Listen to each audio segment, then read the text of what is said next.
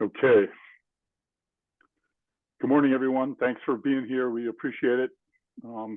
We appreciate also our speakers today. My name is Peter Brace. I'm chairman of the Coastal Resilience and Advisory Committee. I know we're not, I know the town has said we don't have to read the script for remotely conducted meetings, but I've created an abbreviated version that is largely public comment related because we seem to be getting a lot of public comment. So I'm just going to go ahead and read this.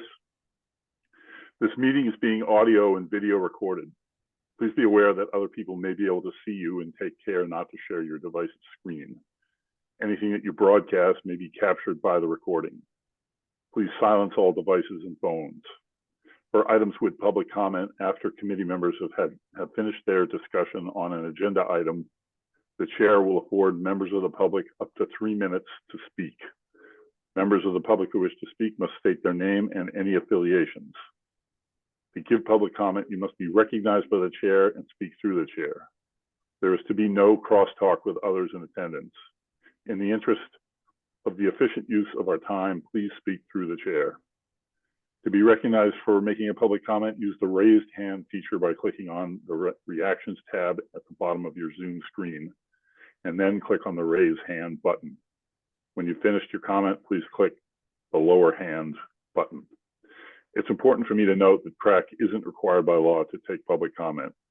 We do so because we need your valuable input. We view public comment as a privilege, so please remain respectful in your comments and do not disparage other speakers or members of this committee. Okay. All right. So that being said, we start off our meeting with public comment, but this is public comment as the select board does on anything that has on items that have nothing to do with what's on the agenda. So if anyone has public comment in that way, let's hear it. Okay. Approval of the minutes. There's no minutes. No minutes. Yay for that. Item 5, discussion with town regulatory boards and commissions on how they apply and plan for coastal resilience, including current regulations, policies, and/or bylaws with coastal resilience in mind, town's coastal resilience plan, sea level rise, associated maps and models for Nantucket, at-risk areas, questions you are receiving from applicants, challenges and issues, and how CRAC can help.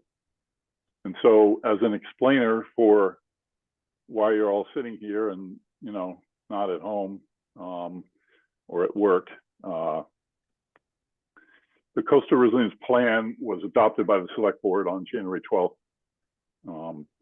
2022. Up until that point, our mission was to create the plan. Now our mission is public outreach and to get the Coastal Resilience Plan and the reality of sea level rise into everyone's minds. And so we felt that we needed to hear from the town review boards, the regulatory boards, what your interactions are like with the public. Are people coming in and having questions about their property in a vulnerable area, and how are you answering them, if at all? Are you talking to them about sea level rise? Are you talking about the Coastal Resilience Plan and referring them to us, or you're not doing it?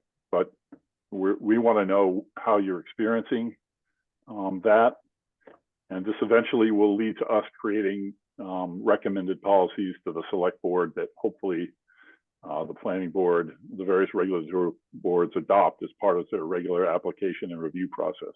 Do you want to say anything else, Leah? I think you covered it all, Peter. Yeah, if there's any, current policies that you're working with that you think could potentially have a coastal resilience aspect to it, we'd love to hear about that. And then for the current policies, yeah, how are you dealing with sea level rise and erosion from applicants that are coming in? So should we go chairman by chairman, or should we make it a free-for-all, or what do you think, Leah? I think that we should have everyone introduce themselves and then, just have a discussion and keep it open and have the crack members ask questions as well and just have a discussion. Okay, so today we have Malcolm McNabb from the Board of Health, Dave Iverson, Chairman of the Planning Board, his Vice Chairman Joseph Topham, and Seth Engelborg, Vice Chairman of the Conservation Commission. Did I get it all right? Yes? Nodding? Okay. Okay, so you guys are hearing what I'm saying. What do you have to say?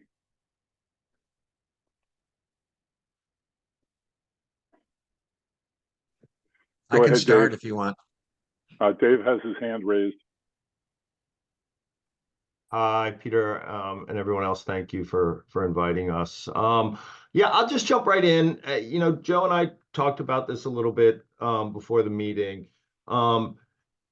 And clearly we at planning think this is important, hence both Joe and I being here. But I think we're looking for direction from you guys because we're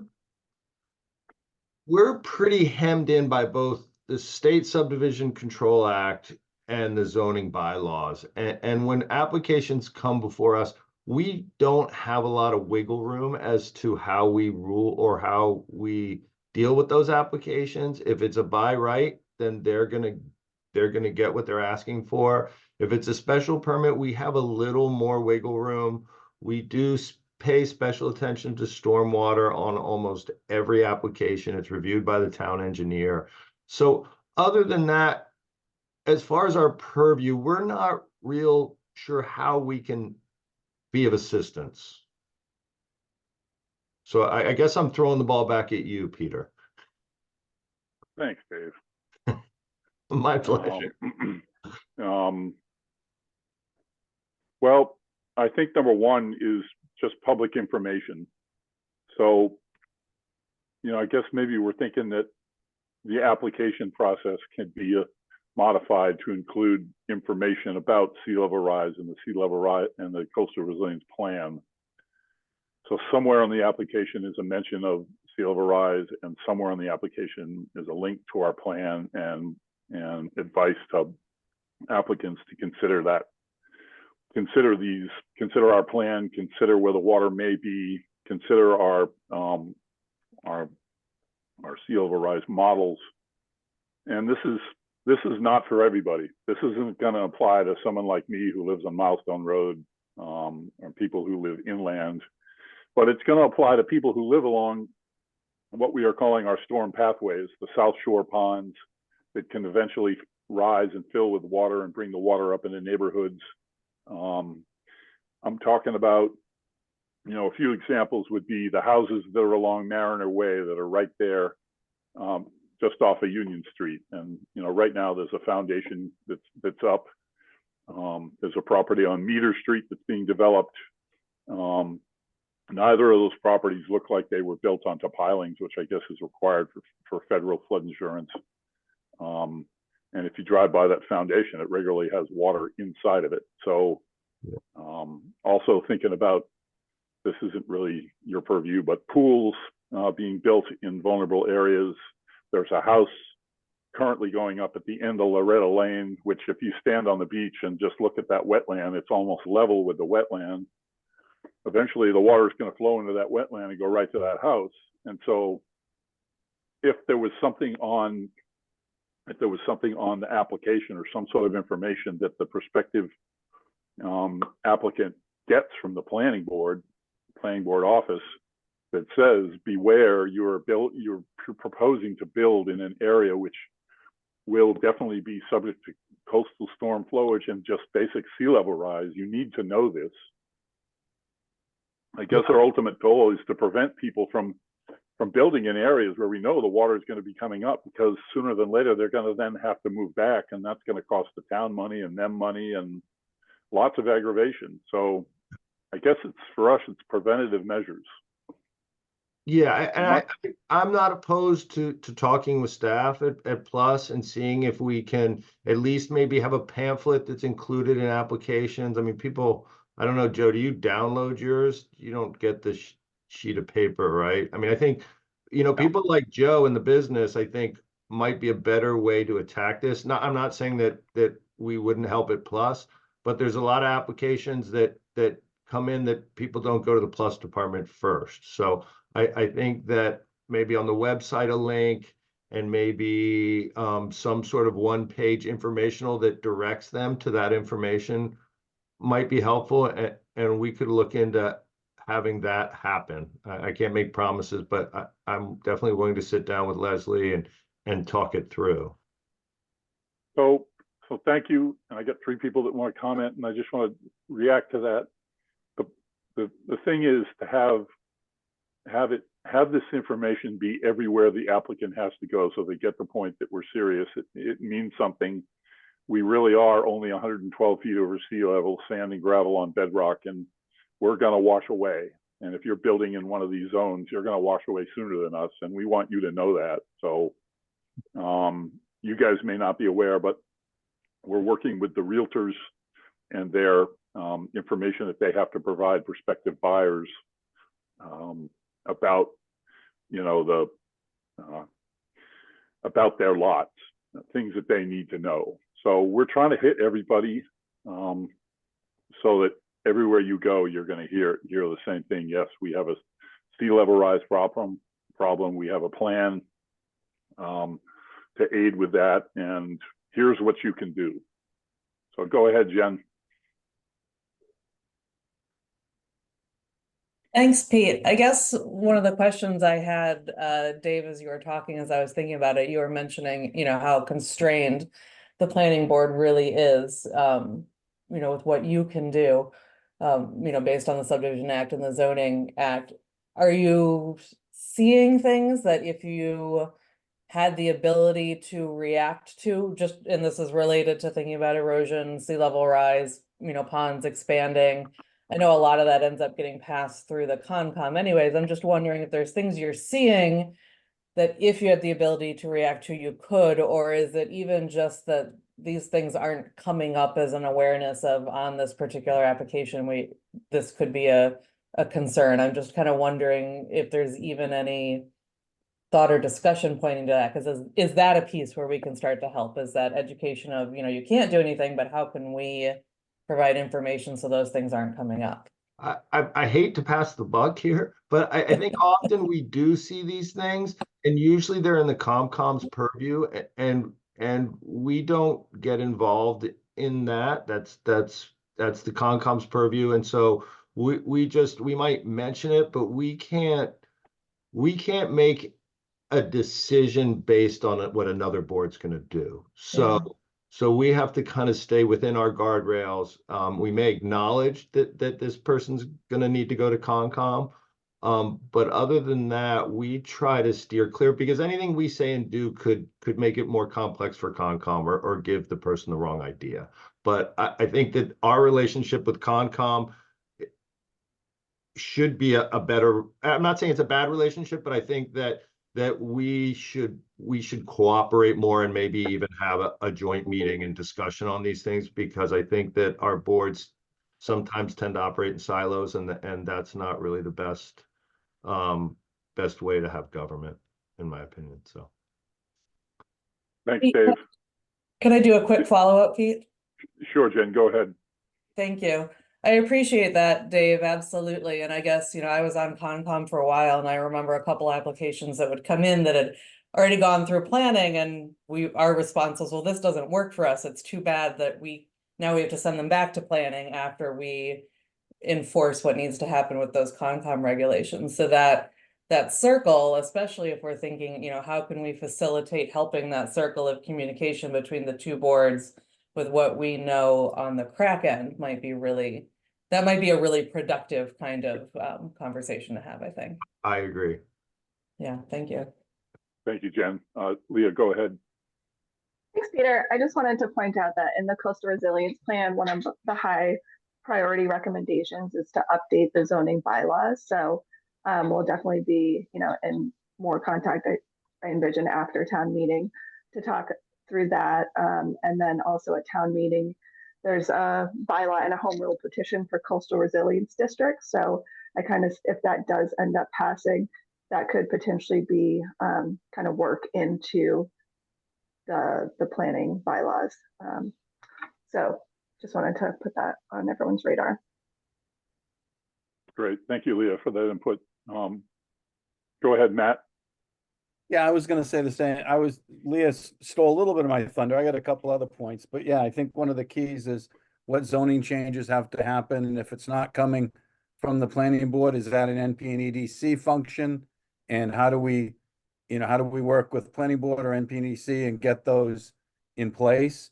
I think there is a bit of a misconception so that's number one.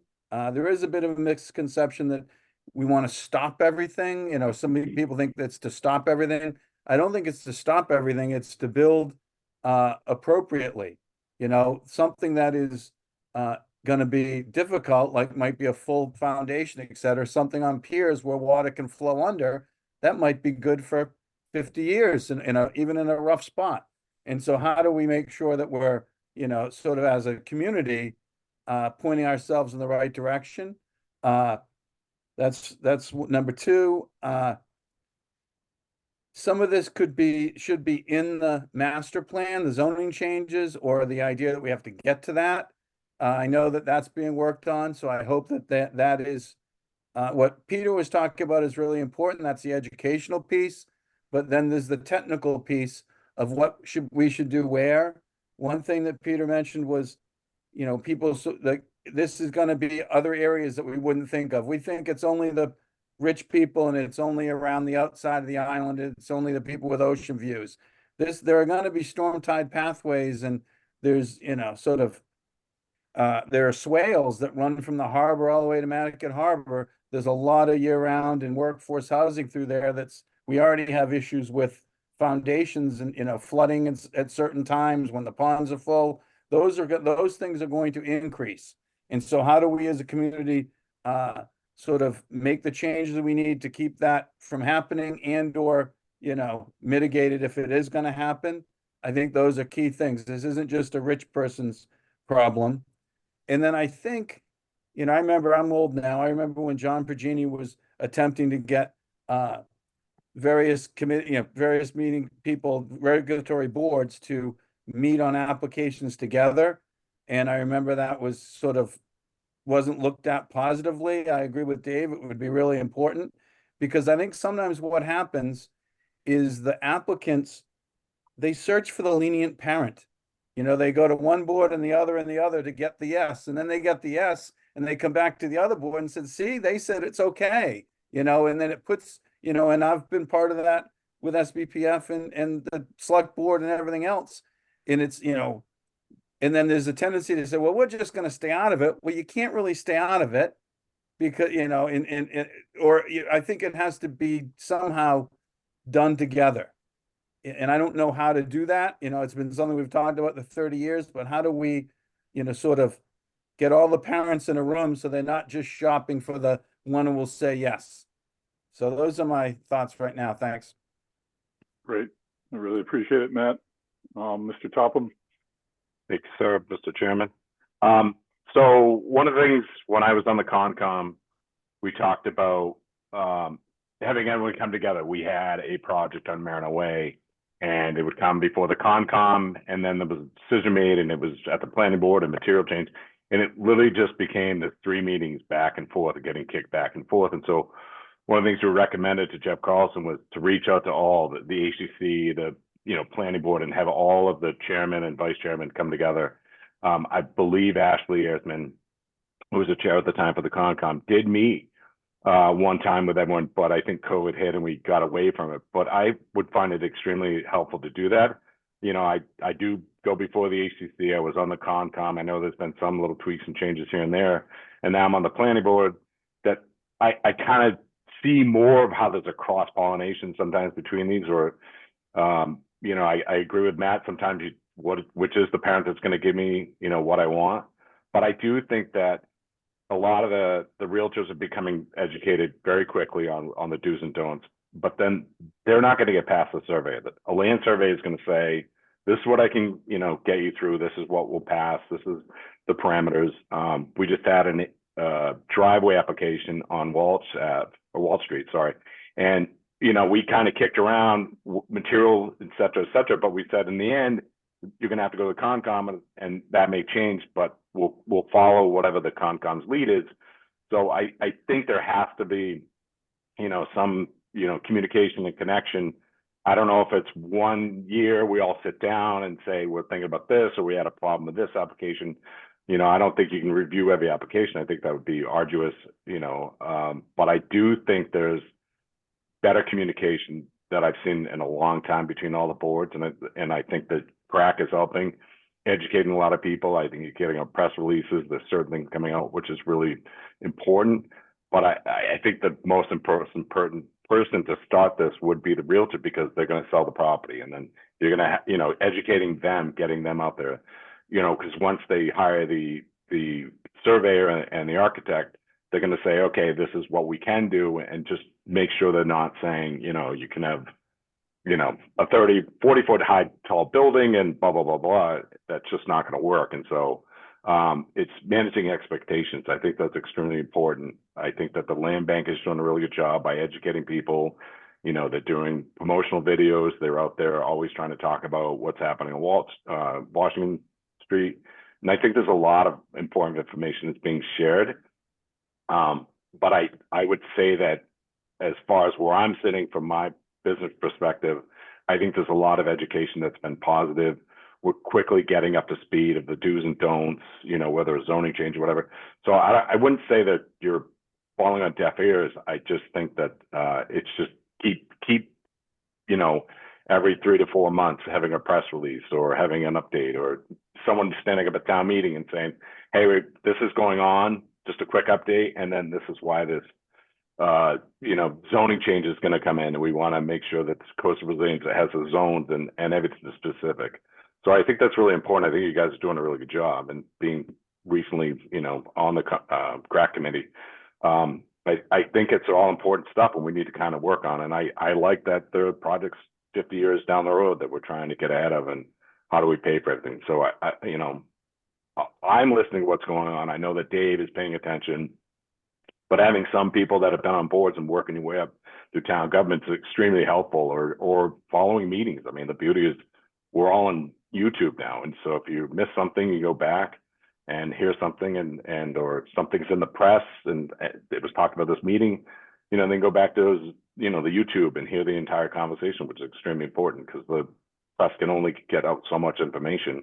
And I think of hearing the back and forth dialogue, find out how they come up with a solution. So that's kind of my perspective. But we do pay attention to, HCC's perspective. We are kind of seeing all that, but like Dave says, there's a certain part of guardrails we have to, maintain, because if we made a decision based on a Concom decision, and then those 7 board members disagree with us, then, that's just a huge bubble that's going to come down the road. So we just want to avoid that. But, at that driveway application, like I mentioned, we were like, you need to go to the Concom.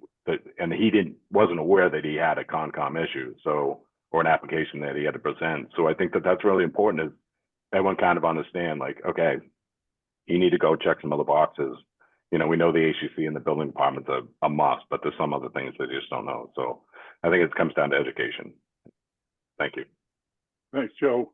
So it sounds like what's coming from Joe and from Dave, it seems to me like the message from the planning board should come, or might come from staff, because they're going to be non-biased. They're not going to be taking a vote. They're going to be providing the information that the board needs to hear to make its decision on a given application. And at the same time, they can say, okay, look, you're in this zone. It could be an issue for you. You're going to have to go to the Concom. This is also going to, this will affect what you want to do here. But even if it's just mentions of, sea level rise in the CRP, that helps us immensely. And then, Joe, you also mentioned, the press not covering enough. We sometimes get the press covering us, but we also get feedback from the public saying they knew nothing of the CRP, and they don't pay attention to sea level rise. And so when I hear that, it just makes me crazy. And I'm like, I want to get everybody knowing what's going on. So that's why you're all here. So thank you for showing up. Okay, just so I don't get blackballed. I didn't mean the press doesn't cover anything. I mean, they only have so many words they can get out. So, you know, It's this is okay. a 2-hour meeting. Nope, you got plenty of time. Like 2 paragraphs, so, you know. Okay, if it Yeah. runs over, we're Just coming to up to your, clarify. if we run over, we're coming up to your garage apartment. So, go ahead, Doug. Thanks, Peter. And I wasn't aware that we were going to have all these guests today, so I'm really excited that you showed up. Thank you. And exciting for all of us, I think, on Crack to kind of have a chance to speak with you all directly. I think it's progress, just the fact that you guys are here. And so I'll stop with that.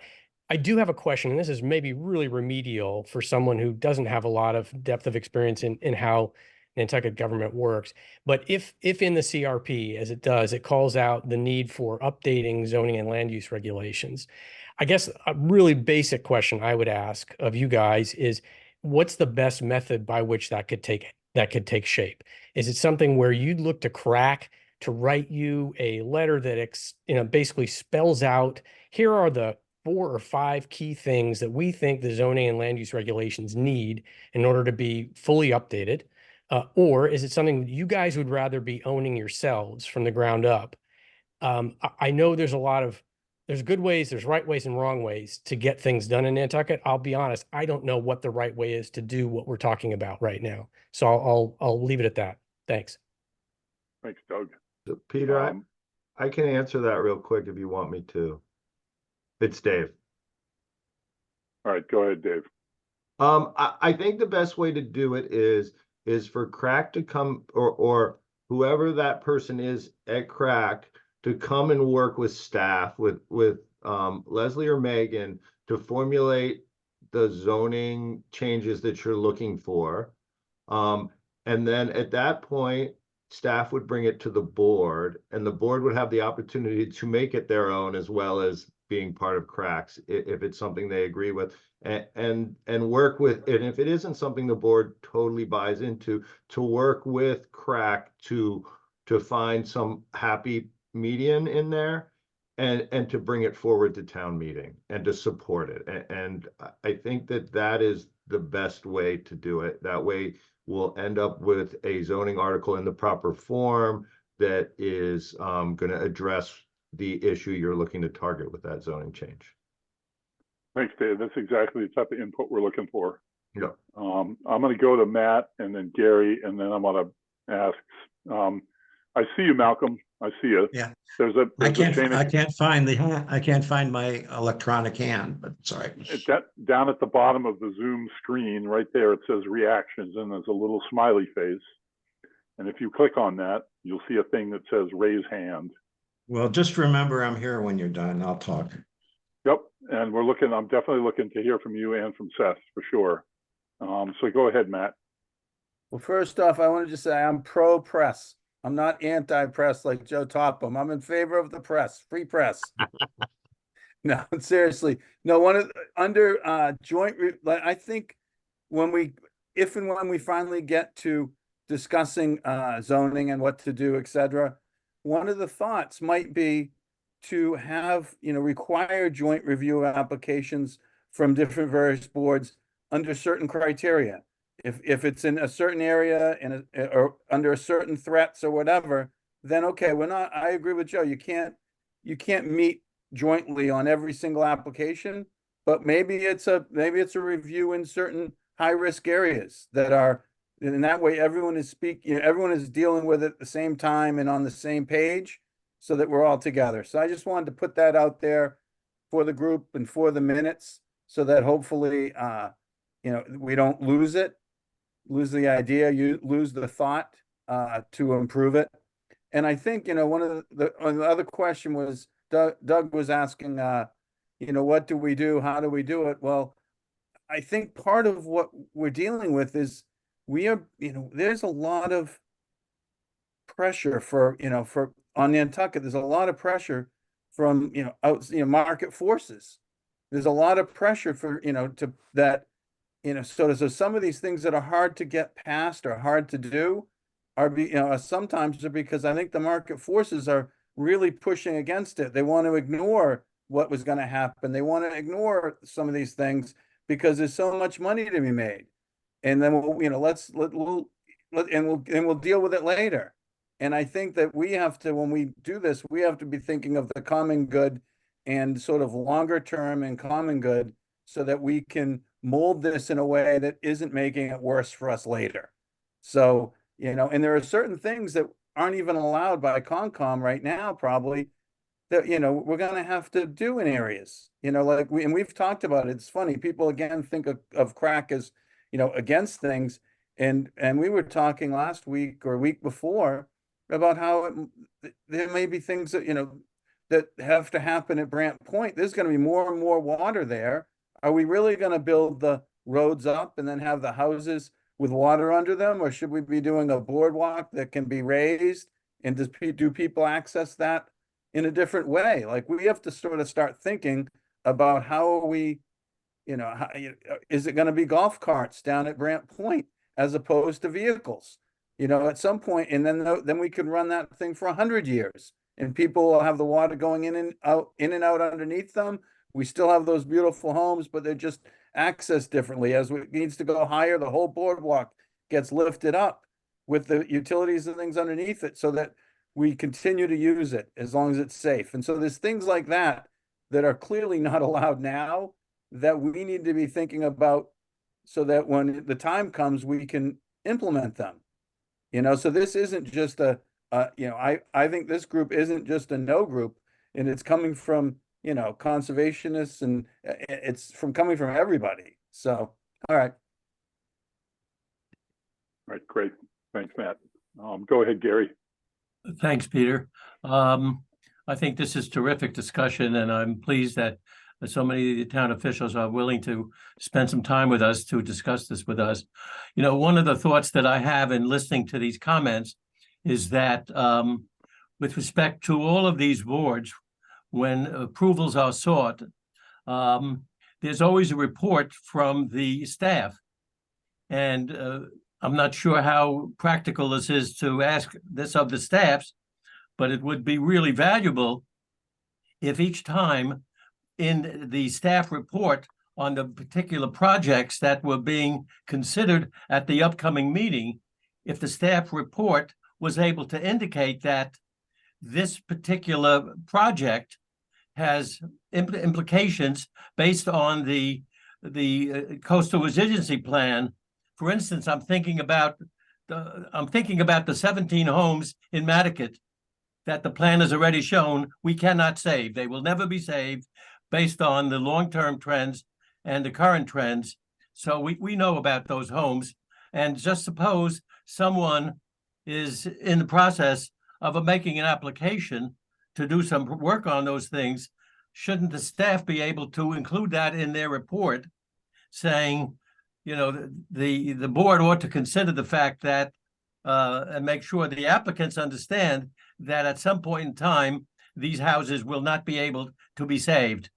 Now, I don't know if we can do that with respect to all of the issues that are pointed out in the coastal resiliency plan. But to me, the perfect example would be if the staff in each case could take a look at the particular project being proposed and say, gee, this is something that is already indicated to be an issue in the CRP, and the staff and the board ought to consider this. Thank you. Thanks, Gary. Before I jump to Malcolm, I just want to say that during my newspaper reporting days, I was frequently frustrated with my inability to get a hold of people for stories that I was writing, because they were in an interdepartmental meeting. Various department heads that got together for whatever purpose. So I know those meetings happened. And so it's, you know, hopefully you guys can work that out, and there can be interdepartmental meetings that include the chairmen of those, the chair people of those committees, boards, and commissions. Just a thought. Okay, Malcolm, love to hear from you. Well, thank you very much. And thank you for having me. The Board of Health, the Health Department, we I agree. We need some more cooperation between various staffs.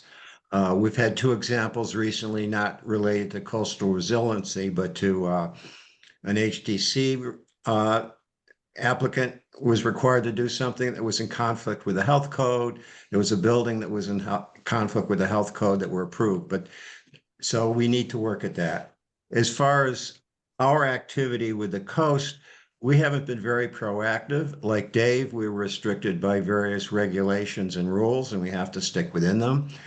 We had recently a request for a variance for a septic system on Sheep's Pond Road, and we all commented that there was like, someone was building a 10-bedroom house, right on the water with a swimming pool, and it was just crazy for someone to do that. And we couldn't reject the application or the variance based on that.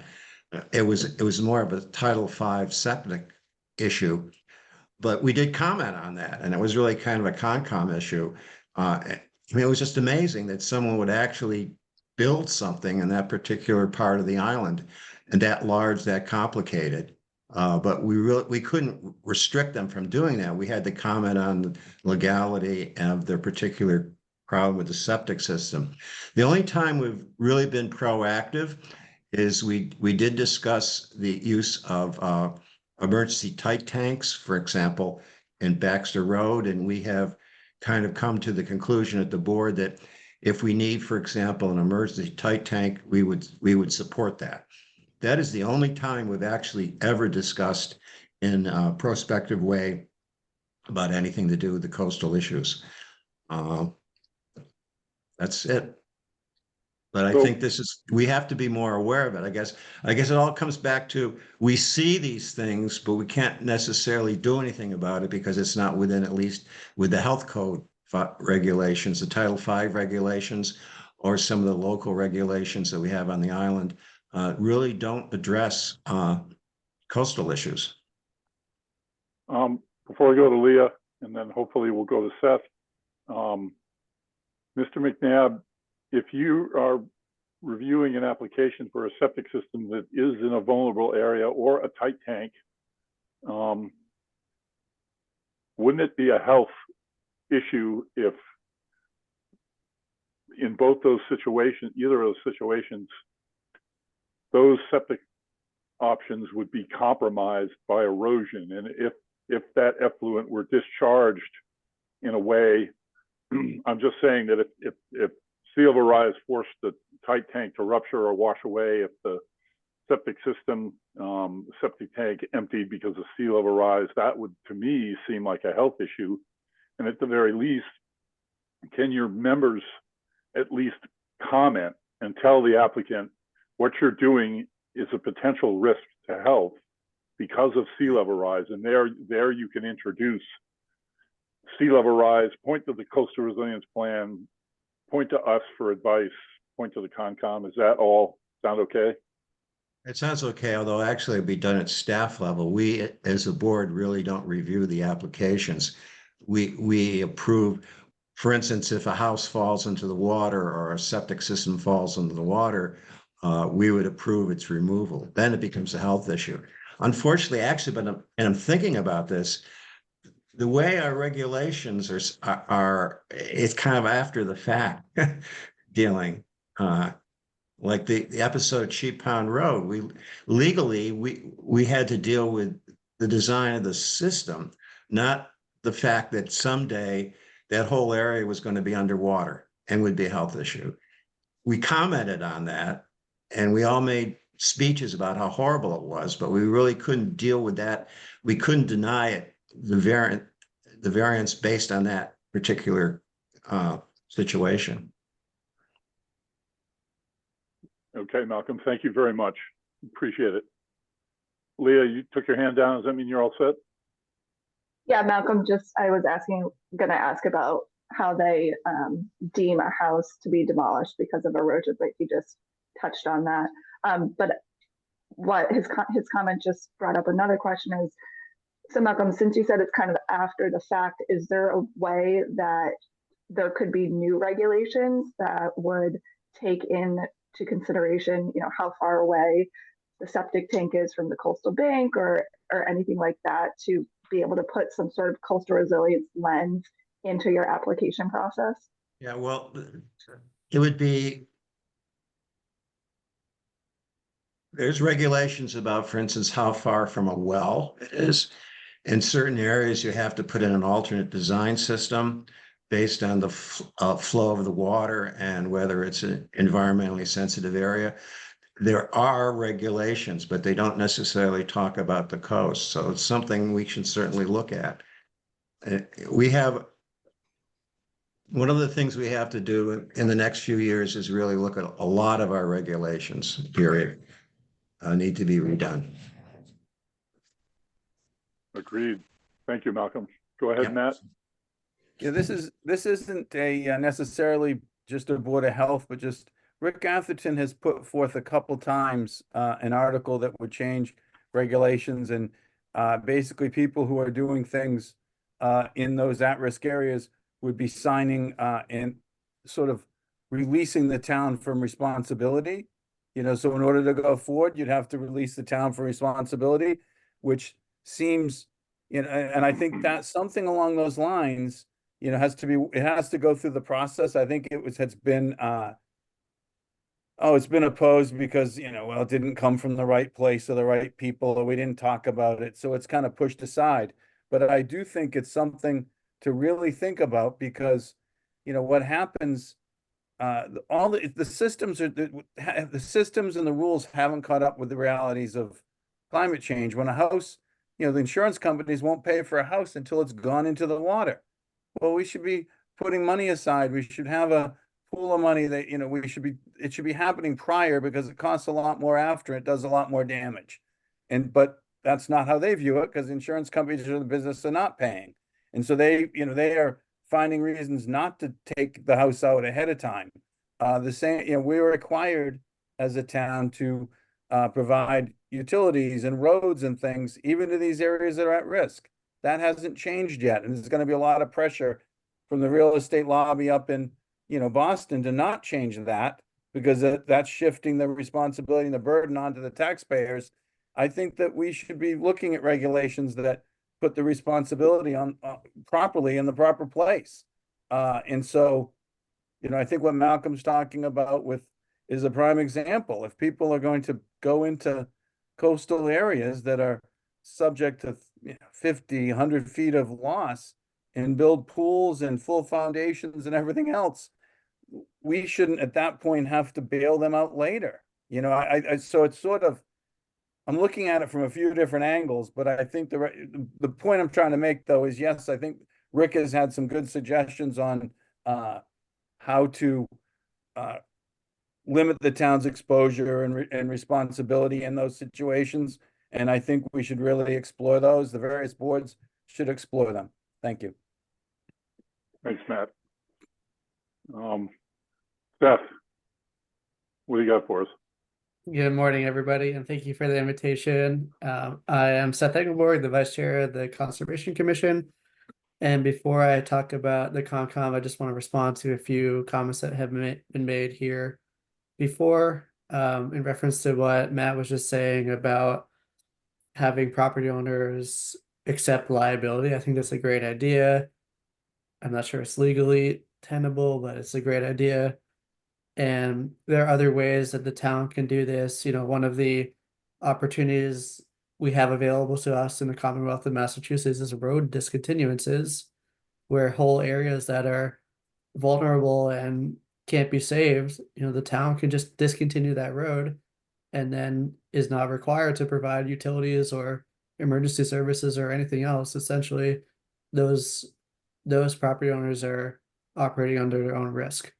I know that probably scares a lot of people and probably shouldn't be used on a wide scale, but if there's places where there's holdouts of people who are refusing to listen to, the CRP or the town administration saying that this isn't an area that can be maintained, then we should consider that option.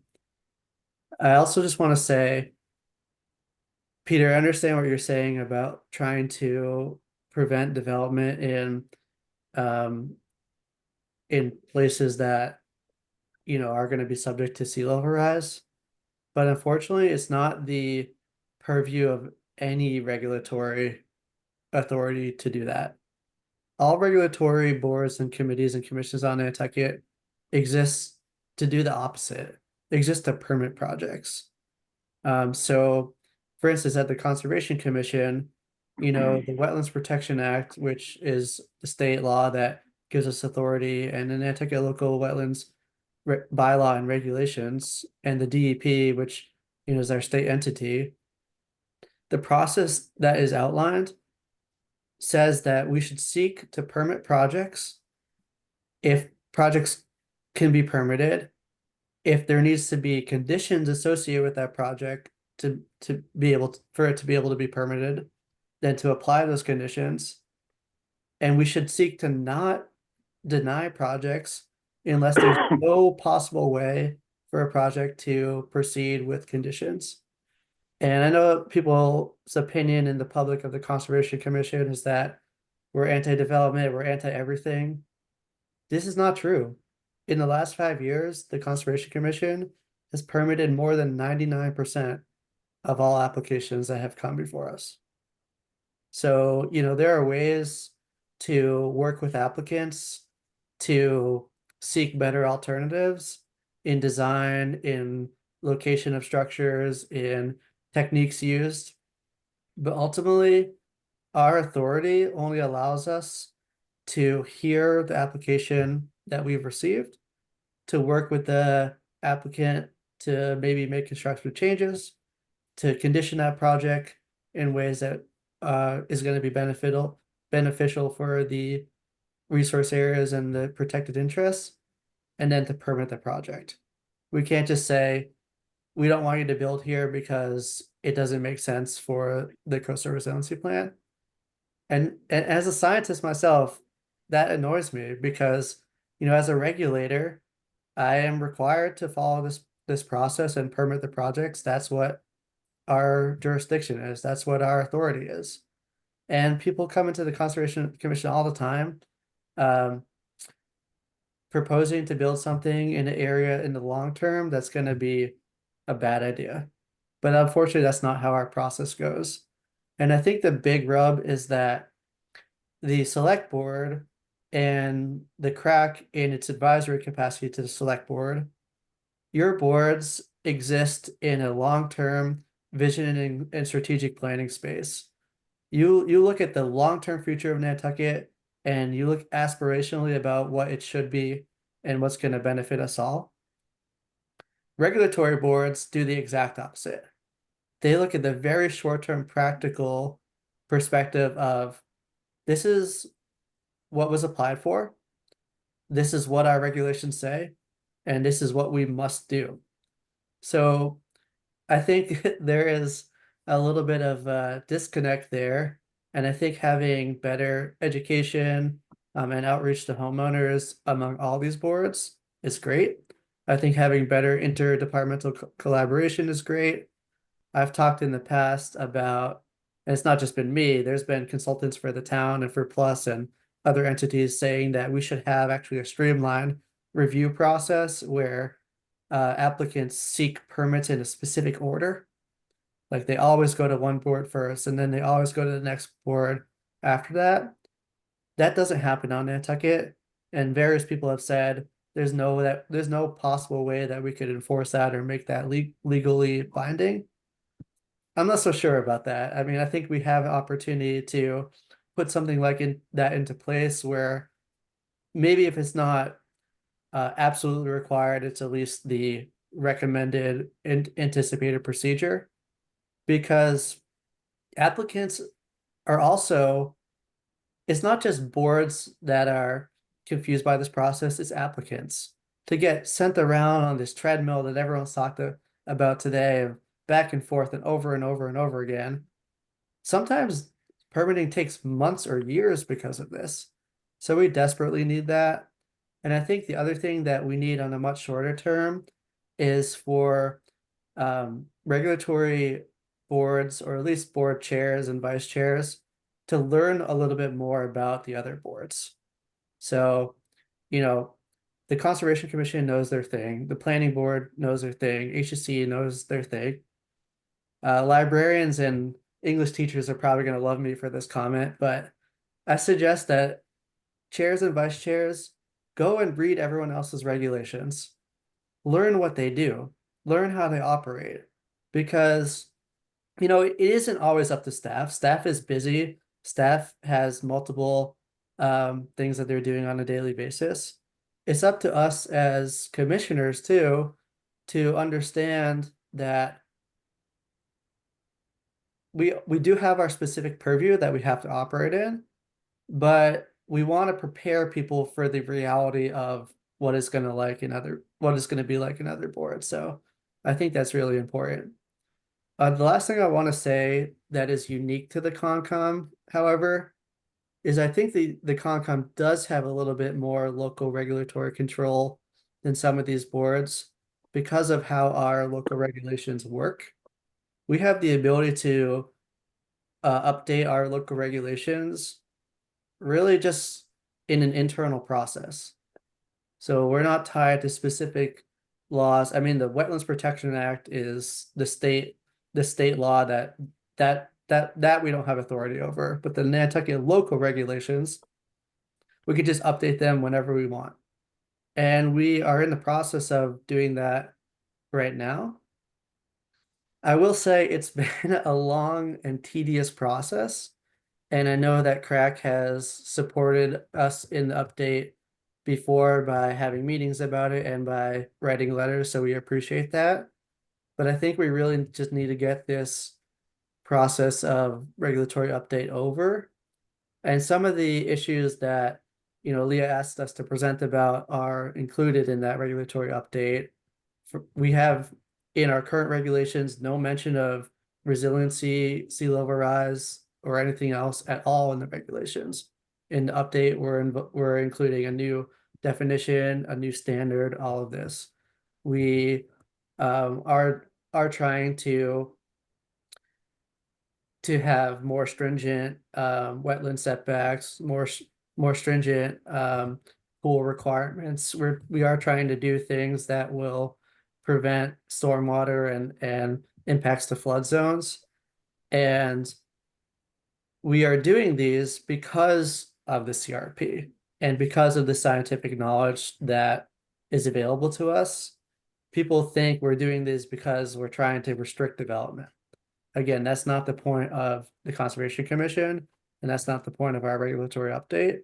The point is to work with applicants using the best available scientific data we have available to us, and also working within the reality of Nantucket being a complex permitting system to get a regulatory update in place that solves these issues. So I urge everybody on this call, not just the members of the CRAC, but the members here who have other power in town government, whether it's through different agencies or affiliations, to please support that update and to clap when it gets finally approved, hopefully this spring. That's what I have for you, Mr. Chair. Thank you, Seth, very much. I just want to say a couple things about what you said, and then I'll go to Mr. Topham. I don't think we're trying to stop people from building right now. I think it's more warning them, making them aware. But in your comments about how we are much longer range in our planning, I think eventually, I'm hoping eventually the town will designate areas where you can't build because areas that are now wetlands where you obviously can't build, salt marshes are gonna advance inland. And I think I'm thinking in areas like that, areas where you can build right up to that per Concom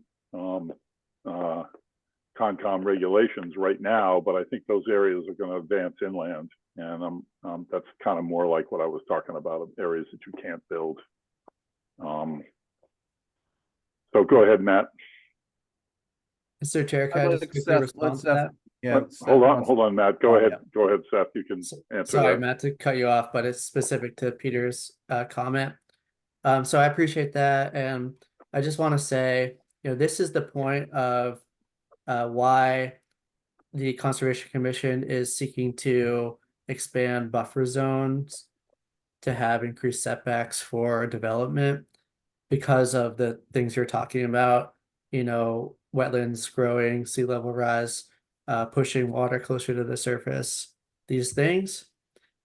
But again, our purview ends at 100-foot buffer past any coastal or inland wetlands.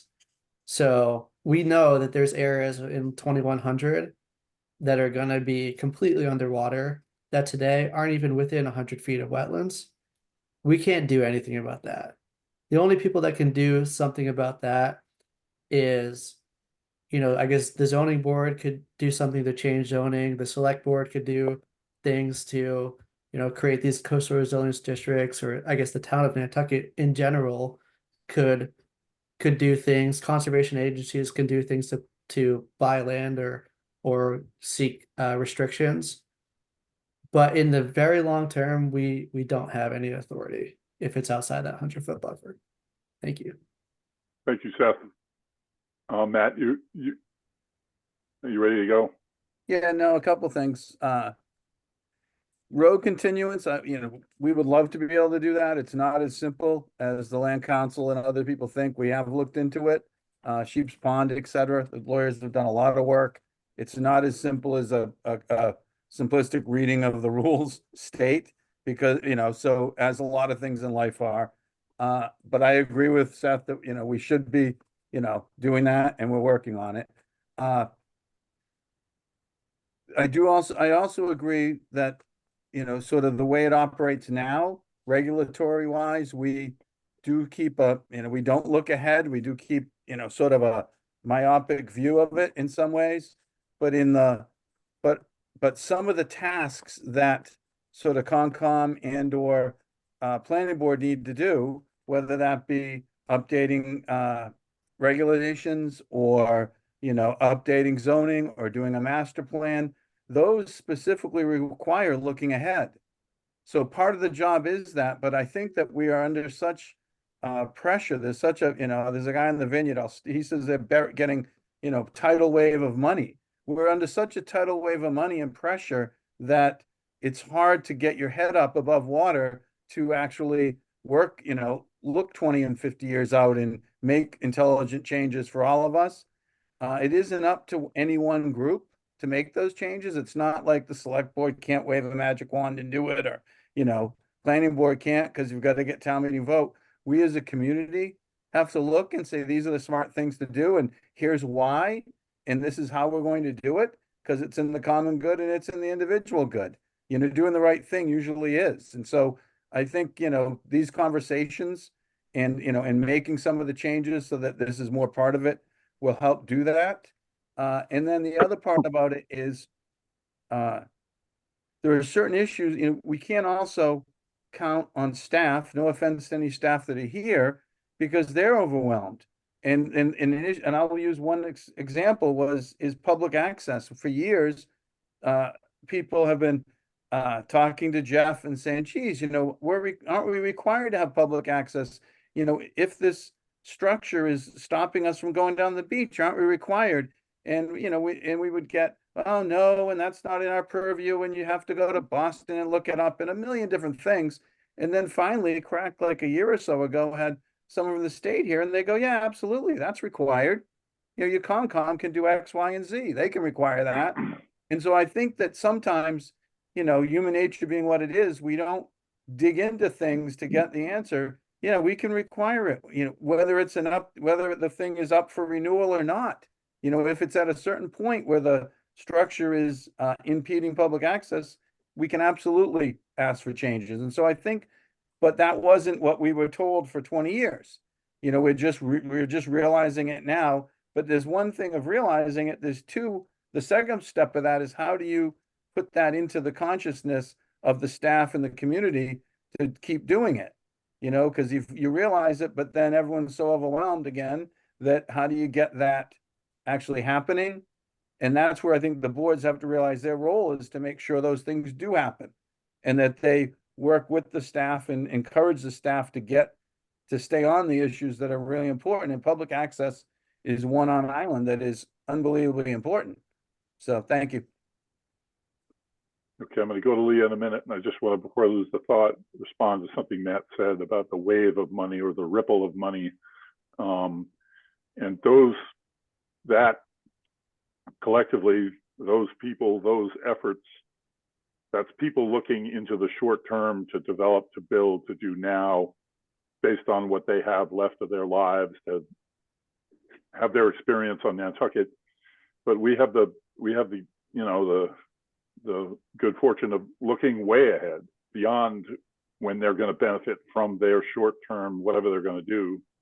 And I think we have a better shot at changing policies and regulations for the long term, because no one knows what it's going to be. We know from our models what's going to happen with sea level rise. It's still not guaranteed, but I just think it'll be easier for us to do that. So go ahead, Leah. Thanks, Peter. I just had a question for Seth. So Seth, I have a lot of homeowners and prospective homeowners call me and say, they have a home in a high erosion area. What can I do there? I generally recommend that they reach out to a local engineering company to talk about it. But from the Concom's perspective, how would you answer that question?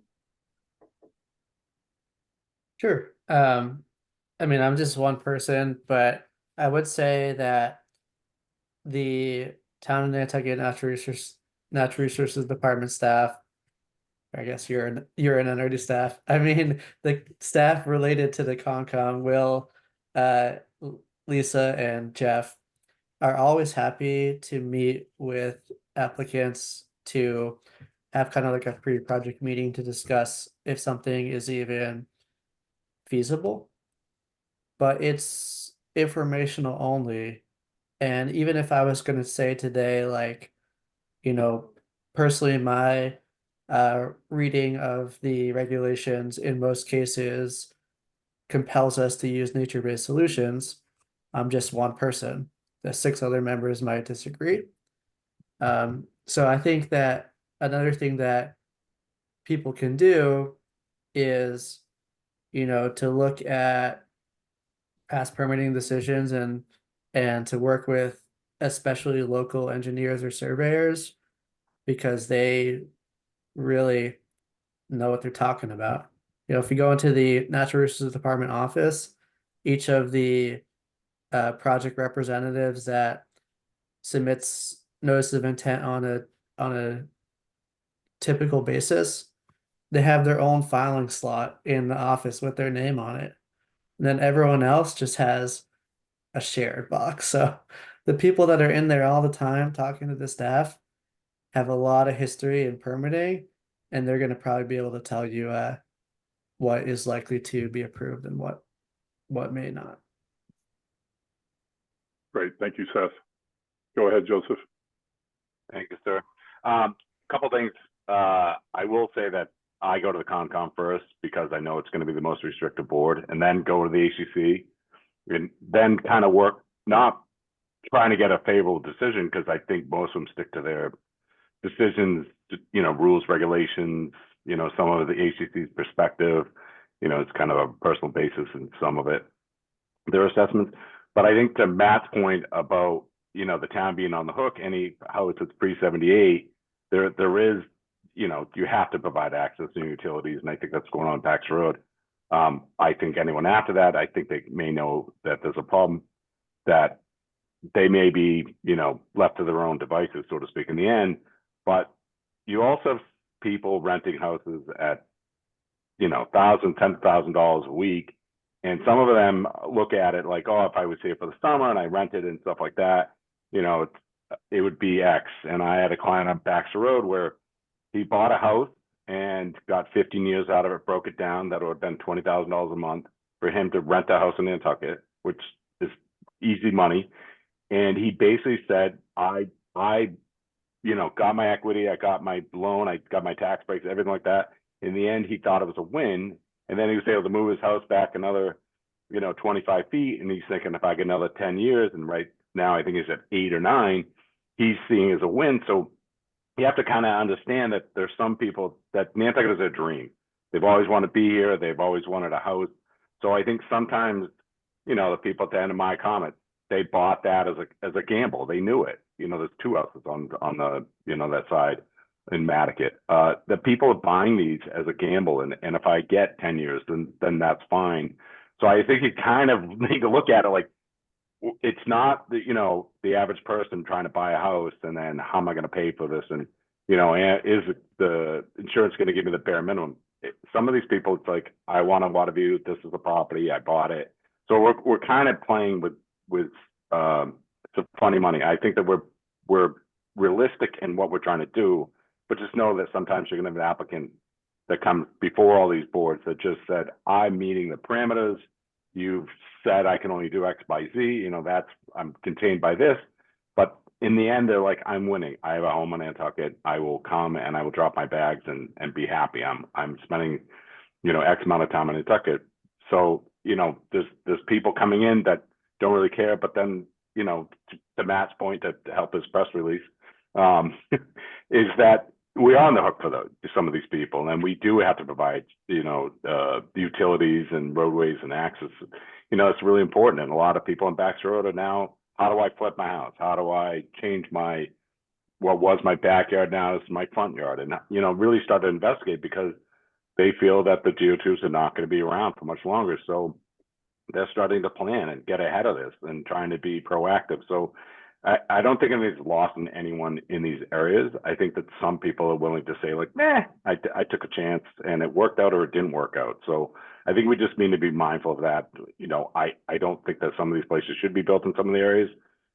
Down this road on Neil Point, there was a lot of houses built in the dunes, and I interviewed for that, and I was like, I can't do this. It goes against my nature, and I just don't. But they have the right, and that's kind of the problem. It's like, how do we, bring in some restrictions, and how do we change some rules and regs, to get proactive? And I think without going to town meeting, I don't think you really get a much, merit. I think everyone needs to weigh in this. It's an important piece. So I just think we really need to be proactive and kind of work together. And I think if we can have more of these conferences, I think it would be extremely important and beneficial to Nantucket as a whole. So thank you. Thanks, Joe. Okay, go ahead, Gary. One other comment, Seth, it's really important to us at CRAC that you update those regulations. It's among the highest priorities. We recently took a look at all of the projects that were on our plan, and we voted to see which would be the highest. And guess what always comes out in front, right? Updating the regulations. And you have the authority to actually update those regulations. And that's why we've been sending those letters in support. I just want you to know how important it is to us. And as part of the whole coastal resiliency plan, it's really important because the longer it takes for you to actually get that done, the more stuff that can get through that doesn't recognize the changes that are occurring. So anything we can do to help support that, we're on board. Just let us know. Please get it done. Don't tell me about next year. Next year is a long way off. So anyway, God bless. Let's get it done. Thank you. Great. Awesome, Gary. Thank you. And Seth, you want to respond? Yeah, thank you. And thank you, Gary. And thank you all for the letters. And if you guys want to send another letter saying that this is your #1 priority for the CRAC at this point, I think that would carry a lot of weight. Send that to the Conservation Commission and send that to the press. And we, unfortunately, we're going to meet to potentially have the final public hearing on the regulatory update on Thursday. But because of how long of a meeting it has ended up becoming, we are now having that discussion on May 9th. So hopefully May 9th is one of the last, if not the last days. But I just want to say, and there's nothing that anyone here can do about this, and it's not necessarily unique to the Conservation Commission. It's true of a lot of Nantucket regulatory boards. but among some of the busiest boards anywhere in the Commonwealth and probably anywhere in the world, honestly. You know, for those of you who haven't heard me say this before, the Nantucket Conservation Commission is the busiest conservation commission in the entire state. And the amount of applications that we've had over time is more than 1,000 higher than the next closest municipality. We've heard over 1,000 more applications than anyone else. So we're busy. That doesn't absolve us of our responsibility to do the work. It doesn't allow us to move slow. But, you know, our staff and our commissioners are dealing with a lot of stuff right now. And we're already routinely having 4.5 hour meetings. So if that wasn't the case, I'm confident that these regulations would have been updated and done 3 years ago. And that's the cause for the delay, not because we want a delay, not because we don't have consensus. It's just because we physically cannot find the time to have meetings with all the special meetings that we've had to have recently. And you know, Tim is on the Conservation Commission too, and I'm sure he can, either when I'm here or not, update you on how busy we are. So thank you all. Thanks, Seth. Seth, are you saying that the meeting that was scheduled for this Thursday is now moved to May 9th? The meeting is occurring, but we had to take a special meeting agenda item about SBPF, and then we had to do all of our regular filings, which I think is about 15 this week. So we don't, unless people want to meet until midnight, we don't have time to do the regulatory update discussion at the 25th. So it's going to be on May 9th at this point. Thank you very much. Malcolm, go ahead. Peter, this has been a great meeting. I have to leave you. And just if anybody has any questions, please give me a call or send me a note. Great. Thank you so much for attending, Malcolm. Do we have more comments from our group? We have a few more items on the agenda. They're not major, but if there are no more comments, okay. Yep, Dave, go ahead. Yeah, and I was going to say it earlier, but I didn't want to sidetrack the conversation. Just based on kind of on Matt's comments about staff and about the level of work they're doing at any given time. I think it's really important that if CRAC wants to champion some zoning changes, that they start early with staff, meeting with planning staff on that. And I mean really early, because staff gets so busy during town meeting season that it's very difficult. They don't have the bandwidth. So I think that the earlier you can bring those forward and meet with staff, I think the better success, the better product we'll get in the end. Thank you. Sure. Thank you, Dave. I don't think we'll start anything before, anything. We may start talking about it, I'm sure, but I don't think we'll try and do anything until after town meeting. Oh, yeah, no, but I'm saying for the following town meeting, the sooner the better. I mean, yeah. Literally a couple weeks after, even maybe just reach out and touch base with staff and say, hey, I really want to sit down and I need some of your time. So thanks. Excellent. Thank you very much. Is there anyone else? Okay, is there any public comment? Okay, seeing none. Thank you guys, Dave, Joe, Malcolm, Seth, for showing up and contributing. We really, really appreciate it. It's going to inform a lot of what we do in the future. We may have you back, not sure yet, but then we're going to have some other heads of state, heads of committees here to talk to us and continue to inform us. So welcome to stay around. If not, you got work to do, I understand. So thank you very much for attending. Great discussion. Thank you. Thank you, guys. Great job. Hey, guys, keep up the good work. Hope to see you soon. Go. Bye, Abby.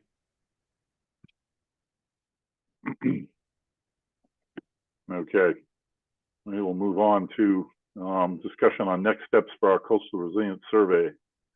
What other outlets and groups to send the survey to, and what do we do with the results? You want to say anything, Leah, or are there other people that have things to say? Yeah, sure, I can jump in. So at the last meeting, Peter Morrison gave us an overview of the results, and I had those in the packet.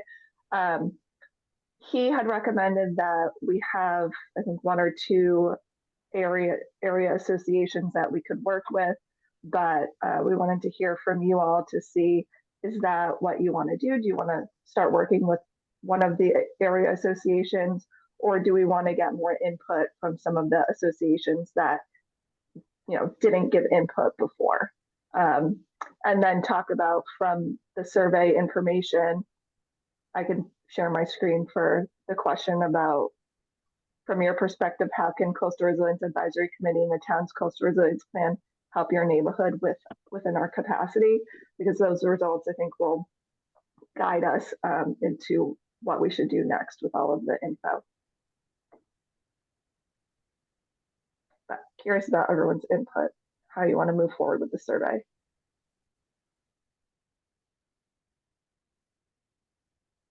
You're going to share your screen?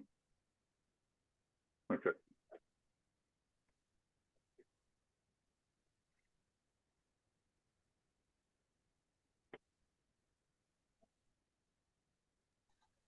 Okay, so this is the results for that question. It looks like an informational presentation. Half of the people said that. And then a resilience protocol. Almost 40% of people said that would be helpful. Best practices brochure for your home. Best practice brochure for your yard. Interactive online tool, and other. The other were, in the raw information that I put in the packet last time, were a bunch of comments. So this is the results for that. When I see this, I kind of envision that probably the best thing to start with is informational brochure about what people can do on their property and also in their home for resilience. It looks like I would have. But what do the rest of you guys think?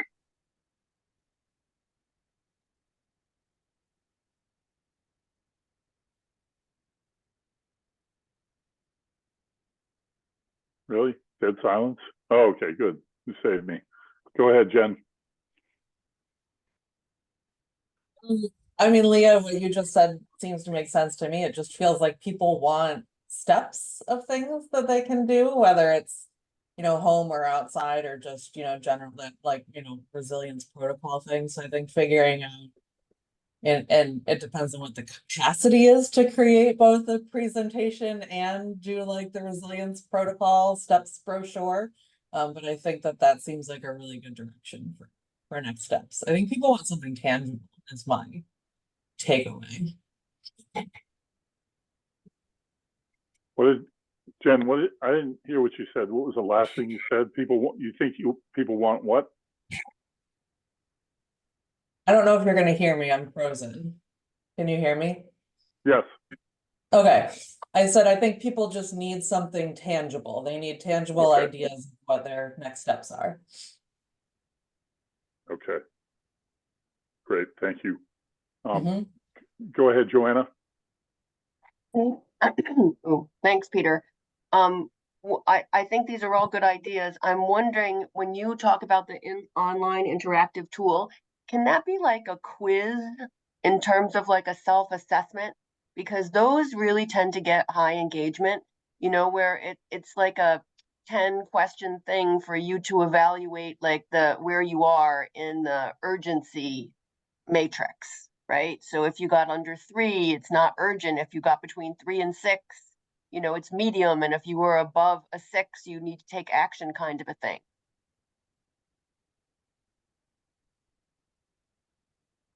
Agreed, definitely. Go ahead, Rachel. Thank you, Peter. I have started to embrace the idea of presentations that are recorded and put on websites so that you can direct people to them as a way to sort of get the biggest bang for your buck when you are putting the effort in to record a presentation and to create something that's like informational for folks. So just a thought. Thank you. Leah, would that be something we'd have to go to Florencia for to sort of have that produced? Or would that be just something that we would do on our own? The recorded presentations? Yeah, I would talk to Florencia first about it. But I think that, you know, during some of the conferences, those were recorded. And so with reworking the coastal resilience webpage on the town website, I'm starting to gather that information and put it on there too. And there will be a tab for homeowners for information there. So I envision like whatever we make from the survey results would also be on that webpage as well. I think it's a great idea. You know, we could have every member of CRAC in attendance and we'd have a script with, you would say something, I would say something, and the questions would be posed to, questions which would basically be information, you know, the information would be in the question, and then we would answer our own questions to the camera. It'd be a thing for people to not only see that here's this committee and we do meet, and there'd be some sort of display that said this is when we meet, and then we'd be answering people's questions. I think it's a really cool idea. Go ahead, Abby. Thank you. I just wanted, I agree with everyone else. Really good ideas. I think I wanted to emphasize in my day job, one of the things is we're working to engage. I work with engagement at the organization I work for. And so the important thing is that you have a variety of different options because everybody will engage differently. So I know, like, I think Jen, like you made a good point that like it depends on what our capacity is, but like if we have an online tool, if we have the videos, like I think it's a really good way to get a broader outreach, just because like some people might watch the video, I just want to do, you know, like Joanna mentioned, like they might just want to do the quiz. So the more like broad ways we have it. And I guess the only other thing I would add is if we did have like the online quiz, something like that, that's also something that we could possibly put in other languages, which again could just help expand our outreach. So that was just my thought that, you know, the more that we can, obviously capacity based, I think that the broader our outreach could be. And then we could also track with metrics, like seeing what's more effective than others. We can see how many people are watching the videos or taking the quiz, and then we can kind of adjust from there. Great, thanks, Abby. And, you know, we could have the recorded presentation first and then say at the end of this presentation, there'll be a quiz. And please respond. Your responses are very valuable to us. We can help you better if you respond. It's only 6 questions or 5 or whatever. And as she said, track the metrics of that. Then we get the data. So we've got these ideas. So what other outlets and groups do you guys think we can get a survey to? Get the survey to. You know, I was thinking. I see you, Gary.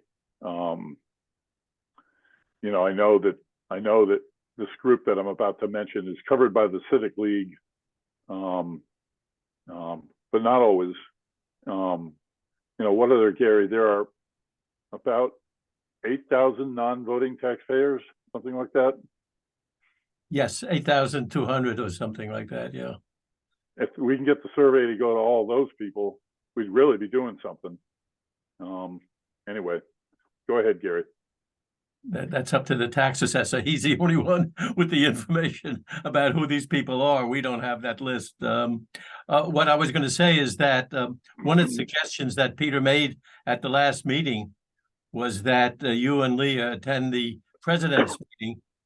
Apparently, I don't know exactly when it is, but they do have a president's meeting, because one of the things that he mentioned in the survey was that the results were very strange because some of the groups had very few people respond to the survey, and others had a large selection.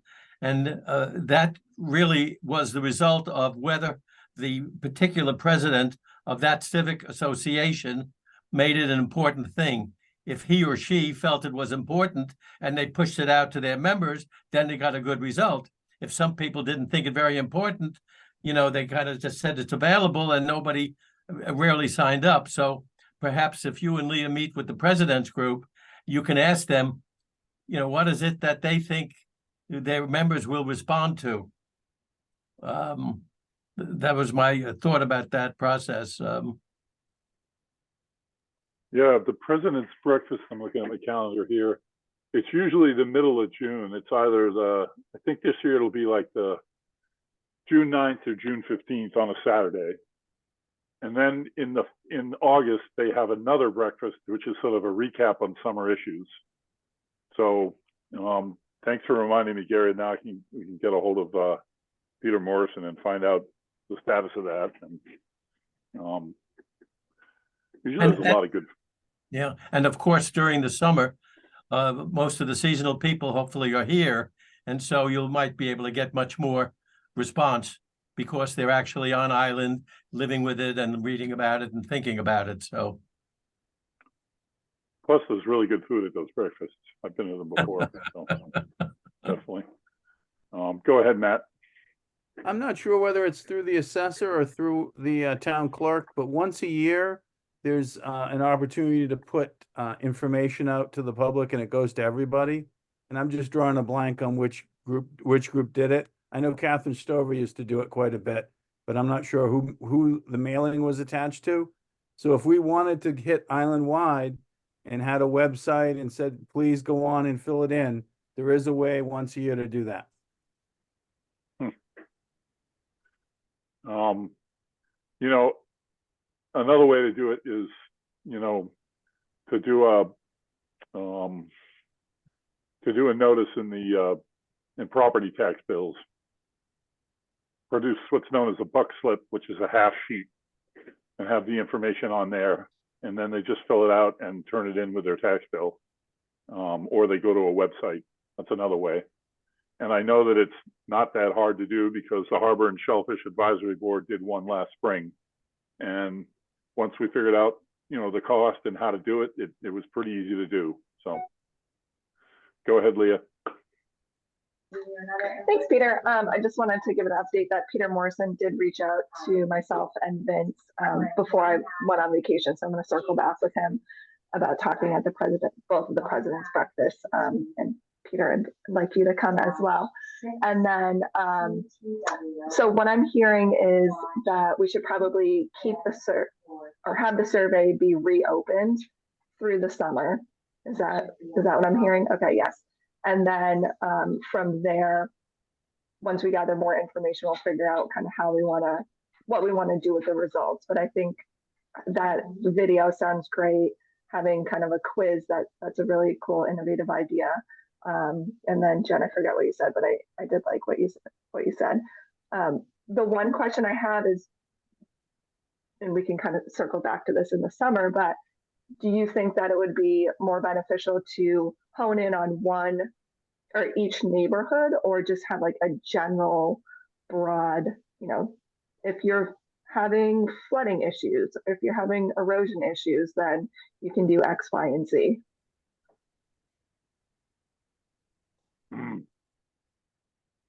Well, I think it's important to gather the data point would be, we definitely want to know what neighborhood they're in. And then they would, it's been a while since I looked at the survey, but, you know, what issues specific to where they live, we'd want to know about that. So go ahead, Gary. Leah, I don't think we should limit it to one neighborhood because although there are certainly special issues with respect to individual neighborhoods, we do want the public to understand that the major issues are island issues, infrastructure issues. We really want to sensitize all of the taxpayers and all of the residents about these issues, not just one neighborhood. You know, those big infrastructure issues about whether it's the water supply, the airport, this, you know, things like that. So, and the ferry terminal, things like that. So. And plus, adding on to what Gary said, there's a lot of smart people, a lot of thinking people on higher ground who aren't going to get their feet wet anytime soon, who are still thinking about sea level rise and still will be able to contribute and will have things to say. We shouldn't discount any area. I agree. Rachel, go ahead. Thank you, Peter. I'm going to be the devil's advocate here. I see that most people are primarily interested in their neighborhood, and that's not a bad thing. I mean, it's like all of us. I can give an example, but when we did a pin map for where everyone's favorite trails were, it turned out that the vast majority of people's favorite trails were in their backyard. So I think it is easier to get people engaged if it's something that's close to home. I do recognize that's more work, and I do see the benefit for sort of the holistic big picture. But I just think that if somebody could click on, a Mattakit link because they live in Mattakit, that we might draw more interest. Thank you. Okay. Well, do we have any more comments on this? Okay, so Leah and I will work this out. We'll bring it back to you at the next meeting, and then we'll continue it to the next meeting. Discussion on next site visit. Does anybody have any preference based on the 5 suggestions here where we should go next in terms of priority? And I know we're all getting busy, so having an extra meeting to go and do that is a challenge, but I know we all had a lot of fun at the sewage treatment plant. Peter, do you want to read the 5 areas that we put, just in case people don't have the agenda in front of them? Sure, that's fine. Pulpus Road at Folgers Marsh and Sacagawea Pond. Mattakit Road at First and Second Bridges. Airport Runway 240 near Nobodier Beach. Millie's Bridge and Massasoit Bridge in Mattakit. Downtown area from Children's Beach to Francis Street. We could make to make it go quicker, or we could make a lunch date out of it and go do Millie's Bridge and Massasoit Bridge and then go eat at Millie's. Then we could write it off, talk about business a little bit and have some tacos, I support that one. Awesome. I don't know about the margaritas, though. We'll work that. But this would be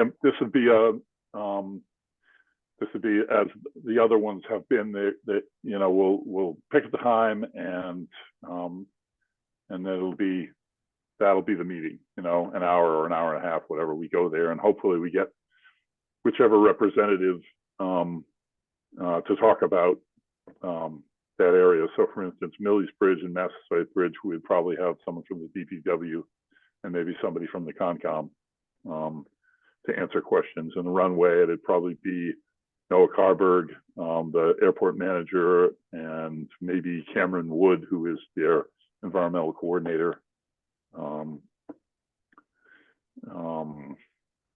Pulpus Road at Folgers Marsh and Sacagawea Pond would probably be our very own Leah Hill, and then as well as DPW and Concom. So the theme here is we're trying to get Jen.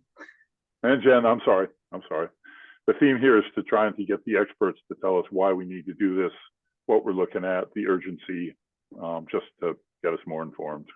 So maybe Leah can send out a doodle poll or something like that to find out the dates that could work for people between our next meeting, between now and our next meeting.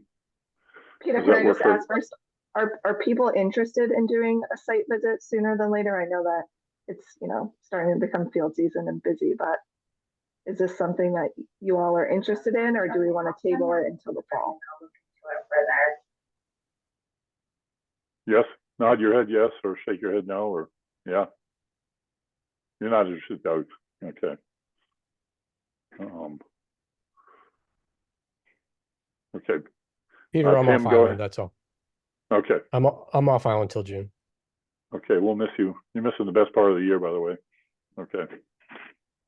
Go ahead, Tim. Yeah, I was just going to say, as a resident of the far eastern province, I'd be most interested in seeing Mattakit. So if you're looking for signs of interest. Okay. When, does anyone know when Millie's opens? I don't know. They're opening another one, so go ahead, Matt. Yeah, I'm interested if it's any projects that are funded and we can get going on. You know, I know Folgers Marsh was something we talked about 2 or 3 years ago, and so I'm interested in things, you know, visiting places that are underway and will be done.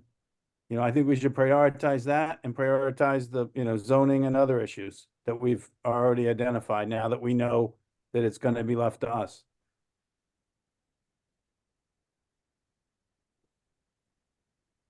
Okay.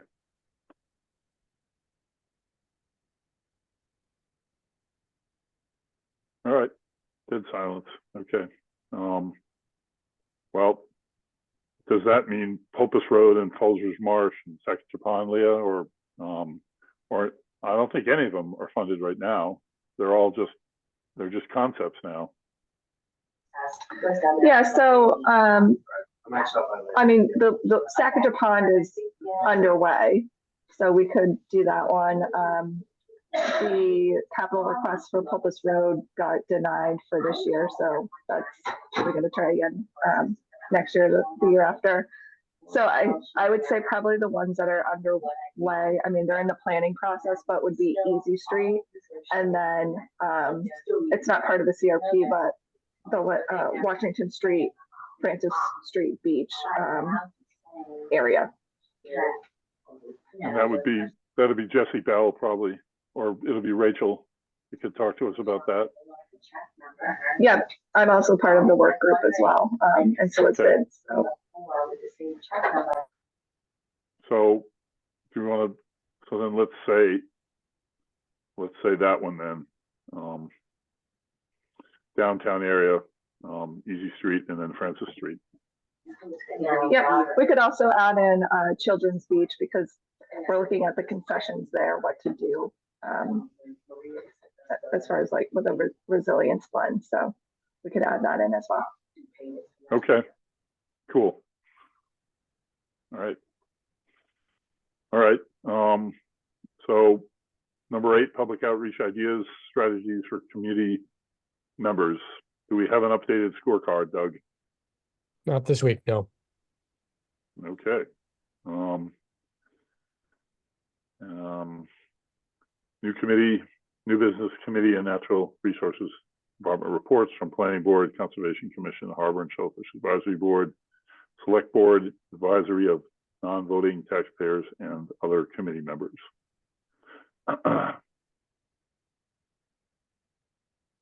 Go ahead, Gary. Well, I don't have a report from my committee. We've been meeting throughout the winter, virtually, of course, but the suggestion I would like to make at this meeting is that we follow Seth's recommendation to us that send another letter to the Concom, because telling them that those regulatory changes are among our highest priorities, you know, based on a recent survey, and how important it is to us for them to continue proceeding and finally get that done. I think we have to keep the pressure on Concom to make them do it. And when he said that it might help by us telling them that it is among our highest priorities, which I believe we voted on, then I think we should send a letter that adds to the beautiful letter you've written before, but just add that as an additional comment. So at a previous meeting, this committee had voted to have me read the letter again or comment on it when the commission resumes its public hearing. And since it sounds like it's not going to happen until May 9th, we have a meeting between now and then anyway, right? No? Okay, well, I'll take Gary's comments into consideration, and then when the meeting comes up, I'll read the letter again and stress how we feel and ad lib a bit, throw in some expletives, stuff like that. Go ahead, Tim. Yeah, I just wanted to remind people that there's another SBPF meeting this Thursday, and we're getting near the end, I think, here. This one starts at 4 for anybody who's following this and is interested. And that's it. And as the secretary of the harbor plan, I'll say it all the way out, Nantucket and Mattocket Harbors Action Plan Update Committee, we are nearing the end of our essentially writing of the update of the plan, and we will be this summer having public input sessions where people can see our draft plan. So a draft plan is going to be ready soonish, I guess. There'll be then a public comment period where you'll be able to put in comments. So as soon as that's happening, I'll be letting you guys know. Go ahead, Leah. Thanks, Peter. I just wanted to give an update that the Coast Snap post at Hummock Pond has been getting a lot of use, so that's exciting. And then tomorrow I have a site visit for the Easy Street project, so a lot of town staff will be coming down there, and also our consultants, Arcadis and One Architecture. So that is exciting as well. Excellent. Okay, so discussion of updating upcoming meeting dates and topics. Next meeting is May 14th on Zoom. So if there's nothing else, I'll take a motion to adjourn. So moved. So moved by Gary Beller, seconded by Second. Tim Brain. Okay, roll call vote. All those in favor? Gary Beller, Aye. Jen Carberg. Jen Carberg? Can't hear you. Okay, I'll read your lips. Joanna Roach, Aye. Rachel Freeman, Aye. Tim Brain, Aye. Abby D. Molina, Aye. Doug Rose, Aye. Matt Fee. Aye. Chair votes aye. Great. Thank you guys for a great discussion. It's a good time. Terrific meeting. Good meeting. All right. Thank you. Thank you, Peter. Thank you, Peter. We'll see y'all on 14th or before then.